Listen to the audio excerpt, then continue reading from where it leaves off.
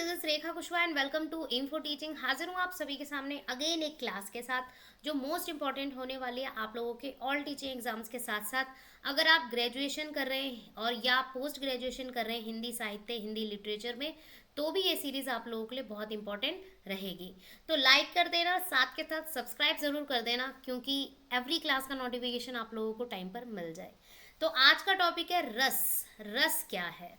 अगर आप लोगों को छोटा सा अभी हमारी जिंदगी से रिलेटेड अगर मैं बात करूँ, सावन का महीना चल रहा है, रक्षाबंधन आने वाला है, घेवर का सीजन चल रहा है। तो भाई अगर घेवर में मिठास ना हो तो उस घेवर का मजा ही क्या होगा। तो उसी प्रकार हिंदी साहित्य में रस का उतना ही महत्व है जितना एक घेवर में मिठास का। तो रस यहाँ पर एक तरीके से उसी टॉपिक को कोरिलेट करेंगे कि रस होता क्या है, रस के कितने प्रकार हैं, रस के कितने प्रकारों के हिसाब से कहाँ कहाँ पर रस की एक तरीके से तुलना की जाती है और कहाँ कहाँ पर इनका यूज यानी कि उपयोग होता है उदाहरणों के साथ। तो चलिए स्टार्ट करेंगे, आगे बढ़ते हैं। तो पहले ही आप लोगों को मैं बता दूं, फर्स्ट क्लास में मैंने हिंदी साहित्य का परिचय, हिंदी साहित्य का विकास कंटिन्यू किया था। आप लोग देख लेना, नहीं देखी है तो क्लास। दूसरी क्लास में मैंने गद्य की विधाएं कंटिन्यू किया था, डिस्कस किया था कि कितने टाइप की विधाएं होती हैं, कितने टाइप की हिंदी साहित्य में विधाओं को एक तरीके से विभाजित किया गया है। तीसरी क्लास में मैंने प्रमुख काव्य धाराएं और रचनाओं को कंटिन्यू किया था। और फोर्थ जो क्लास है जो अभी आपके सामने कंटिन्यू चल रही है, तो इसी तरीके से पैटर्न और सिलेबस कंटिन्यू चलता रहेगा। तो देखिए रस का अर्थ क्या है। रस का अर्थ होता है आनंद, भाव या अनुभूति।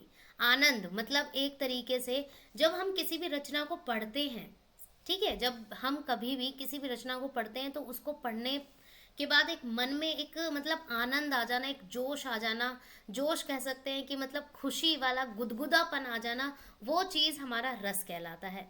और ये चीज़ भी आप लोग याद रखेंगे कि रस का जो प्रयोग होता है, जो उपयोग होता है, वो काव्य पंक्तियों में होता है, कविताओं में होता है। ठीक है, तो फिर से अगेन मैं इसी चीज़ को दोहराऊंगी कि रस का अर्थ आनंद, भाव यानी कि जो हमारे इमोशंस हैं वो, हमारी अनुभूति, जो हमारा एक्सपीरियंस है वो। जब कोई काव्य पंक्ति या कविता हमारे मन में किसी भाव को जगाती है, जैसे कि प्रेम, किसी भी कविता को पढ़ने के बाद एक प्रेम वाली चीज़ उमड़ती है, प्रेम मतलब कि उजागर होता है, एक कहीं ना कहीं सुंदर भी लगता है पढ़ने में और सोचने में, हर तरीके से वो मतलब कि एक तरीके से जैसे मैं कह सकती हूँ आनंद ही आनंद आता है। तो वो चीज़ हमारी प्रेम के अंदर आएगी। किसी ऐसी कविता को पढ़ रहे हैं जिसमें हमारे अंदर वीरता का भाव यानी कि एक भक्ति भावना देश के प्रति जाग रही है, वो करुणा, हंसी, तो ये सारे के सारे हमारे रस के ही प्रयोग हैं। या एक तरीके से रस में किस तरीके से इन सब चीज़ों को शामिल किया गया है, तो वो सारी की सारी चीज़ें हमारे रस के अंतर्गत आएंगी। ठीक है, तो नॉर्मली आप लोगों को याद रखना है कि रस एक आनंद है, एक भाव है, एक अनुभूति है जिसे कविताओं में एक तरीके से शामिल किया जाता है और काव्य खंड में ज़्यादातर आता है। नॉर्मली अगर ये क्वेश्चन भी आ जाए तो आप लोगों को बस यही बताना है काव्य खंड में ही रस का या रस की उत्पत्ति हुई है नॉर्मली। अब जैसे यहाँ पर एक एग्जाम्पल, एक उदाहरण के द्वारा मैं बताऊंगी। अबला जीवन हाय तुम्हारी यही कहानी, आंचल में है दूध आंखों में है पानी। तो भाई किससे कोरिलेट कर रहा है ये, मतलब ये दोनों पंक्तियां किससे कनेक्ट कर रही हैं? ये कर रही हैं स्त्रियों की दुर्दशा, एक करुणा भाव या करुण भाव को दर्शा रही हैं। एक स्त्रियों की जो दुर्दशा है उसको मतलब कि शो कर रही है, उनको एक तरीके से उजागर कर रही है। और ये किसकी रचना है? ये रचना है सूर्यकांत त्रिपाठी निराला जी की। आप पूरी मतलब कि एक तरीके से कविता पढ़ना तो कहीं ना कहीं आप लोगों के मन में एक करुण भाव उत्पन्न होगा और उससे पता चलेगा कि रस क्या है। ठीक है, अब रस में भी अलग अलग तरीके के रस होते हैं, ज़रूरी नहीं है कि सिर्फ करुण भाव ही हो गया या प्रेम ही हो गया। जैसे यहाँ पर एग्जाम्पल के तौर पर प्रेम के साथ साथ वीरता, करुणा, हंसी, हास्य वाली कविताएं आपने देखी होंगी। ठीक है, और एक इमोशन वाली कविता आपने देखी होगी। अगर मैं एक एग्जाम्पल लूँ, हरिवंश राय बच्चन जी की एक कविता क्या भूलूं क्या याद करूं मैं, इतनी सुंदर कविता है। इतने मतलब उसे आप अगर डीपली गहराई से पढ़ोगे ना तो आप लोगों के अंदर एक, आप खुद उस चीज में घुस जाओगे बिल्कुल ही कि उन्होंने अपने मन की व्यथा को वहां पर प्रकट किया है, उसमें लिखा है अपनी रचना में। तो वही एक तरीके से रस है। अगर आपने वो आनंद महसूस कर लिया तो समझ जाना कि आप कहीं ना कहीं पंक्तियों को, काव्य रचना को पढ़ने में बिल्कुल समर्थ हो गए हैं। ठीक है। अब आगे बढ़ते हैं कि जो रस हैं वो कितने प्रकार के होते हैं। तो रस हमारे 9 प्रकार के होते हैं, ठीक है। परंतु कुछ विद्वानों ने, आप लोग सर्च करेंगे कहीं पर भी तो कुछ अलग जो विद्वान हैं, जो और भी हमारे रचनाकार रहे हैं, उन्होंने 11 रस बताए हैं, ठीक है। परंतु आप लोगों को सिर्फ और सिर्फ ये नहीं कहूंगी कि 9 ही याद रखने, आप दो दो एक्स्ट्रा हैं उनको भी याद रख लीजिए, कोई दिक्कत वाली बात नहीं है।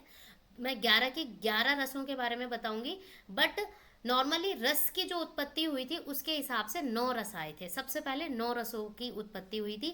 पहला था हमारा श्रृंगार रस, जिसमें प्रेम दर्शाया गया है, सौंदर्य दर्शाया गया, आकर्षण दर्शाया गया है। और ज्यादातर ये आकर्षण, ये प्रेम, ये सौंदर्य किसके प्रति दर्शाया गया है?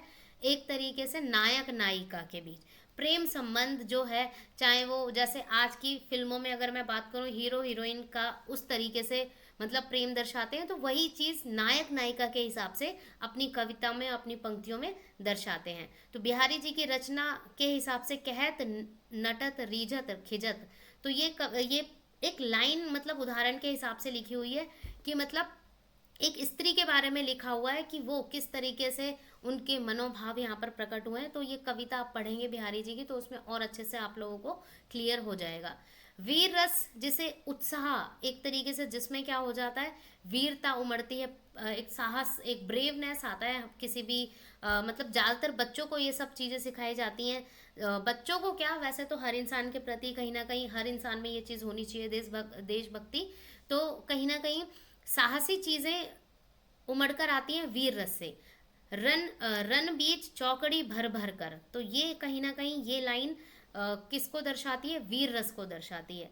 करुण रस, जिसमें करुण रस दुख, पीड़ा और करुणा को दर्शाती है, जिसमें अभी मैंने सूर्यकांत त्रिपाठी जी निराला की एक दो पंक्तियां जिसमें स्त्रियों की दुर्दशा के बारे में लिखा हुआ था, तो वो आंचल में है दूध आंखों में है पानी, इस तरीके से ये वाली पंक्ति किसको दर्शाती है? करुण रस को दर्शाती है।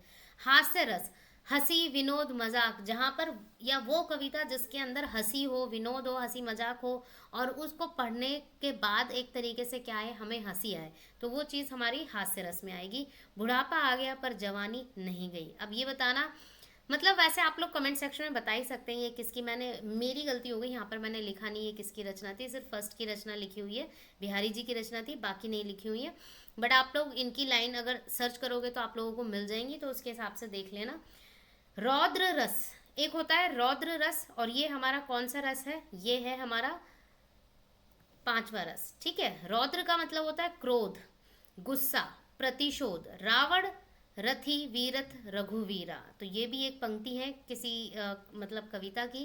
तो रौद्र रस किसको दर्शाता है? गुस्से को, प्रतिशोध को दर्शाता है। भयानक रस हमारा भय यानी कि डर और आतंक को दर्शाता है। अंधेरा घना है ज्यों मौत की छाया, तो ये भी एक पंक्ति है किसी कविता की। भीवत्स रस, ये घृणा, घृणा को दर्शाता है।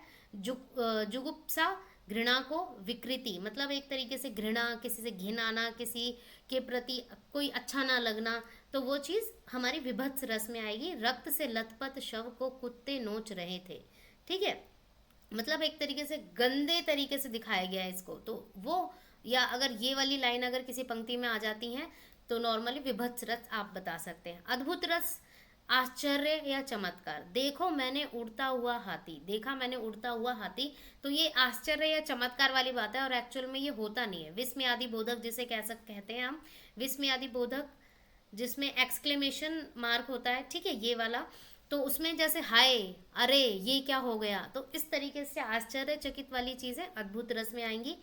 लास्ट है हमारा 9वां रस, जिसे शांत रस के हिसाब से कहा गया है।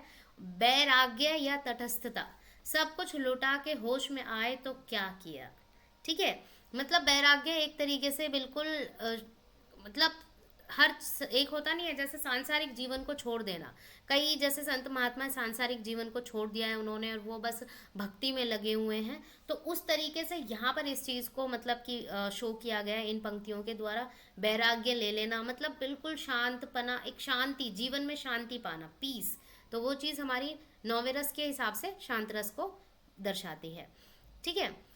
तो अभी एक छोटा सा नोटिफिकेशन और दे दूँ, ग्रुप ज्वाइन कर लेना ताकि एवरी क्लास का नोटिफिकेशन मिल जाए। Daily current affairs, quiz, job notification, doubt session, PDF content, सब कुछ आप लोगों को वहाँ पर अवेलेबल मिल जाएगा। ठीक है, अब बढ़ते हैं। जो मैंने बताया था कि कुछ विद्वानों ने 2 रस और ऐड कर दिए 9 रस के अलावा। एक रस था हमारा वात्सल्य रस। वात्सल्य रस एक तरीके से मातृ पितृ प्रेम को दर्शाया, माता पिता के प्रेम को दर्शाया वात्सल्य रस। माता का जो प्रेम होता है बच्चों के प्रति, या पिता का प्रेम होता है बच्चों के प्रति, तो वो वात्सल्य रस में। और इसमें एक उदाहरण आप लोग देखना, ज़्यादातर मतलब ज़्यादातर पंक्तियों के उदाहरण के हिसाब से यशोदा माँ का सबसे ज़्यादा मिलेगा। यशोदा माँ जो थी, कृष्ण जी के प्रति किस तरीके से उनका प्यार था, तो उसको कहीं ना कहीं मतलब कि वात्सल्य रसों में, मतलब गिनतियों में आता है ये चीज़। फिर है हमारा भक्ति रस, दूसरा जो भक्ति रस, ईश्वर के प्रति श्रद्धा। तो इसको भी मतलब ऐड ऑन किया गया था कि भक्ति रस भी है ईश्वर के प्रति। जैसे मीराबाई का एक एग्जाम्पल ले सकते हैं हम। ठीक है, मीराबाई कृष्ण जी की इतनी बड़ी भक्ति थी कि मेरे हिसाब से संसार में आज तक कोई होगा भी नहीं इतना बड़ा भक्त। उन्होंने बेशक उन्होंने मतलब कि विवाह किसी और से किया, पर उनके मन में जो प्रेम था वो बस कृष्ण जी के लिए था। उनकी भक्ति में ही उन्होंने पूरा जीवन निकाल दिया। और किस तरीके से आप लोगों ने, अच्छा एक चीज़ और आप लोगों को मैं मतलब कि आप लोगों से पूछना चाहूँगी, कमेंट सेक्शन में बताना। मुझे हल्की फुल्की याद आ रही है, और ये मतलब कि कमेंट में मैं ही पिन कर दूंगी, या आप लोग बता सकते हो मुझे ये बात। मीरा जी की ना एक बहुत सुंदर मतलब उनसे रिलेटेड एक कविता है, जिसमें कृष्ण जी और इनके प्रेम को मतलब कि दर्शाया गया है। ठीक है, और ये आई थिंक मैंने अपने बचपन में 90s के हिसाब से मैं बता रही हूँ, अपने बचपन में पढ़ी थी, और बहुत सुंदर कविता थी। अगर आप भी 90s के हो तो उसमें से बताना कि आप लोगों ने क्या इनके प्रेम, मतलब मीरा जी की भक्ति और कृष्ण जी के लिए ये सब चीज़ें पढ़ी हैं या नहीं, वो पंक्तियों के हिसाब से अगर पता होगा तो बताना कमेंट सेक्शन में। 2 पंक्तियां ही लिख देना ताकि मुझे पता चले। देने हमारे सामने रस आधारित 2 महत्वपूर्ण उदाहरण। अब देखिए, श्रृंगार रस। श्रृंगार रस में मैंने बताया था कि नायक नायिका जो होते हैं उनके प्रति प्रेम को ज़्यादातर मतलब कि दर्शाया गया। नायक होता है, नायिका होती है। ठीक है, मतलब आज के टाइम पे हीरो हीरोइन बोल देते हैं, और एक्टर एक्ट्रेस, तो वो तो भाई फिल्मों वाला प्यार कोई प्यार नहीं है। पर पंक्तियों में जो दर्शाया गया है वो एक तरीके से महसूस किए जाने वाला प्यार है। तो श्रृंगार रस के हिसाब से, जैसे निस्दिन बरसत नैन हमारे, कबहुन न जिन नयन नैनन में वारी। ठीक है, तो यहाँ पर मेरे हिसाब से ये पंक्तियाँ जो हैं कृष्ण जी के लिए हैं, और ये कृष्ण जी के लिए कौन बोल रहा है, ये बोल रही हैं गोपियाँ। गोपियाँ बोल रही हैं कि निस्दिन बरसत नैन हमारे, हमारे ऐसे कौन से दिन है कि जिस दिन हमारे नैन नहीं बरसे, हमारे आँखों से आंसू नहीं निकले आप लोग, आपकी याद में, कृष्ण जी की याद में। तो वो चीज़ यहाँ पर दर्शाई गई है। और सबसे ज़्यादा श्रृंगार रस में कृष्ण जी के ही एग्जाम्पल मतलब कि लिए गए हैं, क्योंकि कृष्ण जी की जो लीलाएं थी वो प्रेम से भी भरपूर थी। उनकी लीलाओं में तो हर चीज़ था। ठीक है, तो सबसे ज़्यादा प्रेम को यहाँ पर दर्शाया गया है। और जैसे राधा कृष्ण का प्रेम है, तो वो तो एक तरीके से मैं उसको मतलब उसको स्पीचलेस, जिसे मैं कहूँगी कि शब्द ही नहीं होते उनके प्यार को कुछ मतलब कि वर्णित किया जाए। तो उस तरीके से ये एग्जाम्पल है श्रृंगार रस का। और ये किसकी कविता है? विद्यापति जी की कविता है। प्रेम में वियोग की स्थिति को दर्शाया गया है, और सौंदर्य और भावना को प्रकट किया गया है। ठीक है, एक और एग्जाम्पल है यहाँ पर वीर रस का। वीर, जैसे मैंने अभी बताया था, वीरता वीरता वीरता जिसके अंदर भक्ति प्रेम उमड़ना, तो वो चीज। जब नाश मनुज पर छाता है, पहले विवेक मर जाता है। मतलब जब नाश, मनुज का मतलब होता है मानव, इंसान। जब नाश मनुज पर छाता है, पहले विवेक मर जाता है। इसका मतलब कि अगर किसी इंसान के ऊपर कोई प्रॉब्लम आ रही है, कोई समस्या आ रही है, तो उसका विवेक जो होता है, मतलब पेशेंस लेवल कह सकते हैं जिसे, मतलब उसका जो विवेक, उसका जो धैर्य होता है, वो एक तरीके से कहीं ना कहीं मर जाता है। तो ये किसकी पंक्तियों के हिसाब से कविता मतलब की है? कविताओं की पंक्ति है। रामधारी दिनकर जी के द्वारा लिखी गई एक कविता है, और उसकी पंक्ति है ये। ठीक है, और इसमें युद्ध, साहस और उत्साह की भावना को प्रकट किया गया है। तो ये था रस। रस में कुछ ज़्यादा इंपॉर्टेंट चीज़ें नहीं हैं, बस 9 रस आप लोगों को याद रखने हैं, और प्रत्येक रस के बारे में आपको पता होना चाहिए कि कौन सा रस में क्या चीज़ें होती हैं, ठीक है। और कुछ पंक्तियाँ भी आप लोगों को पता होनी चाहिए। तो ये थी मेरी एक छोटी सी क्लास के हिसाब से, मैंने रस को कंटिन्यू कर दिया। अब हम छंद को कंटिन्यू करेंगे। नेक्स्ट क्लास में लेकर आऊँगी, उसमें छंद के बारे में बताऊँगी कि छंद और रस में क्या डिफरेंस है, तो उसको भी हम कवर करते जाएंगे। और फिर मैं सोच रही हूँ कि टेस्ट सीरीज भी साथ के साथ लेकर चलती रहूँ, ताकि आप लोगों को हिंट के तौर पर मिलता रहे एक तरीके से क्वेश्चन का फॉर्मेट, कि किस तरीके से क्वेश्चंस पूछे जाते हैं। तो आप लोग कमेंट में बता देना, बाकी देखते हैं। So thank you for all.